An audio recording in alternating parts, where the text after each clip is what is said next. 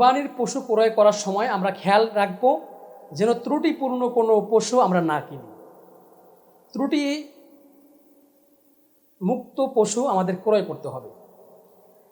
কারণ সামান্য ভুলের কারণে একটি পশু ক্রয় করলেন, দেখা যাবে এমন ত্রুটি রয়েছে যেই ত্রুটির কারণে আপনার কোরবানিটি আদায় হবে না। যেমন মনে করেন আপনার একটি পশু ক্রয় করেছেন, পশুর একটা কান নেই, এরকম যেই পশুর একটা কান নাই সেই পশুর দ্বারা কোরবানি করলে কোরবানি আদায় হবে না।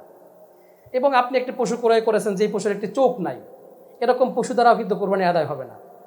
এবং আপনি একটি পশু কিনেছেন যেই পশুর লেজ কাটা, হ্যাঁ লেজ যদি অর্ধেকের থেকে কম কাটা হয় তাহলে কোরবানি আদায় হয়ে যাবে, কিন্তু অর্ধেকের বেশি কাটা হলে কোরবানি আদায় হবে না। এমন একটি পশু ক্রয় করেছেন যেই পশুর একটি পা বা দুইটি পা নেই, যদি ভালো করে মনে রাখবেন, যদি এমন হয় যে তিনটা পা ঠিক আছে, একটা পা সামান্য একটু আঘাত পাইছে, যেই পা দিয়ে হাঁটতে পারে, সামান্য ট্যাগ দিতে পারে, হেঁটে চলতে পারে, এরকম হইলে কোরবানি আদায় হবে। কিন্তু যদি এমন হয়ে যায় যে তিন পা দিয়েও হাঁটতে পারে না, এক পাতে ভর দিলে পড়ে যায়, এরকম পশু দ্বারা কোরবানি কিন্তু আদায় হবে না। সুতরাং আমরা পশু ক্রয় করার সময় এই বিষয়গুলো আমরা খেয়াল রাখব।